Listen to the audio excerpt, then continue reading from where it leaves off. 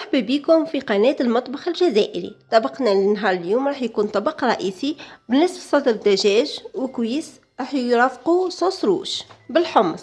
المقادير اللي نحتاجوها كالآتي: كويس واحد ولا هنا تستعملوا حسب أفراد العائلة، كمية من الحمص، ملعقة طماطم مصبرة، حبة طماطم مربية نحيت لها لابو ربيتها، كيف حبة بصل كبيرة ربيتها، بيضة مع النوس، 2 ملاعق خبز مرحي، ملعقة كبيرة زبدة، ونصف صدر دجاج مفروم. نبداو بتحضير الوصفة. لي زيبيس راح نبدا نخدم في نفس الوقت راح نعطيكم لي زيبيس. نجيبو كاسرول نحطو فيها الكويس، نضيفو نصف الكمية تاع البصل نحطها كامل، نخلي جوست ملعقة صغيرة لصدر الدجاج. راح نبدا نخدم في نفس الوقت نفوح معاكم صدر الدجاج. الكمية تاع الزبدة نحط نصف ملعقة هنا والباقي هنا. نضيفو كمية من الزنجبيل، كمية من الكمون، نضيفو كمون لصدر الدجاج ماشي بزاف، زنجبيل لصدر الدجاج، فلفل اسود نضيفو لهنا فلفل اسود صدر الدجاج، كمية من الثوم المجفف. اللي ما عندهاش الثوم المجفف تقدر تستعمل الثوم العادي. نزيدو الثوم هنا صدر الدجاج. برك ندير الزيت ملعقة ونضيف الملعقة الثانية، نزيد هنا ندير نصف ملعقة تاع زيت صدر الدجاج، ملح نضيفو الملح لهنا لصدر الدجاج. درك هذه المكونات كامل نحطها على النار تتقلى. ما بين تتقلى البرمة راح نعطيكم لاصوص تاع نهار اليوم. الملعقة الطماطم هذه واش راح نضيف لها؟ نضيف لها الماء، هذه تجيكم كيما الصلصه تاع البرا، حاول القوام تحصلوا عليه.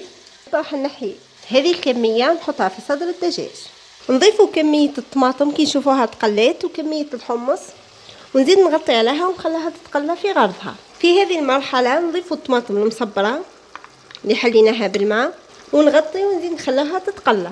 كي نشوفوها تقلات بيان درك نمرقوها ونخليها حتى طيب. هنا راهي بدات تغلي.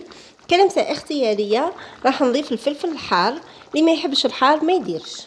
ديما كي تمرقوا الماء امرقوا بماء يكون سخون ما يكونش ماء بارد. كي تشوفوا المرقه تاعكم قريب راح تطيب نضيفوا لصدر الدجاج المعنوس،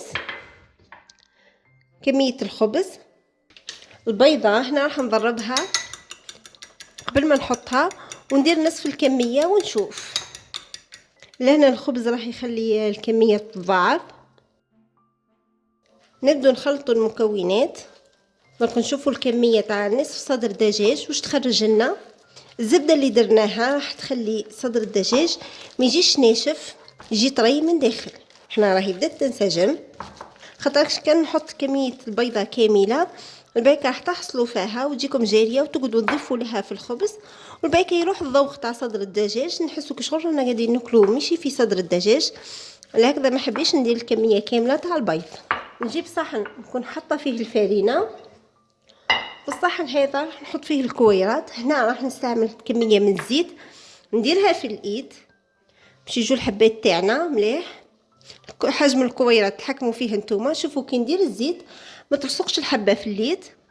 تحبوا ديروا الكويرات كبار ولا صغار نحطوهم مباشره في الفرينه. الفرينه هذه دورها راح تخثر لنا لاصوص من بعدها. شوفوا حجم الكويره.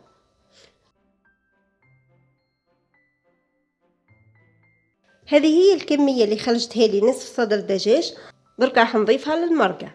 لاصوص تاعي قريب راح يطيب. درك نضيفوا الكويرات اللي قلت لكم عليها. درك هذيك الفرينه تزيد تعقدهولنا وتجي خاثره ما تجيش خفيفه. اصلا كي نحطوا صدر الدجاج راه ما يديش وقت كبير باش يطيب. درك راح نغطيها ونخليها حتى تعقد ويطيب ونوريها لكم في صحن التقديم. الطبق تاعنا هذا هو الشكل النهائي تاعو بعد ما طاب. قدمته مع كسرة المطلوع. على من قبل كنت دايرت لكم وصفة المطلوع، دوك نحطها لكم في صندوق الوصف. ونتلاقاو في فيديو قادم ان شاء الله. اشتركوا في القناة وفعلوا الجرس باه كل فيديو جديد نهبطو تشوفوه. نتلاقاو في الفيديو القادم ان شاء الله.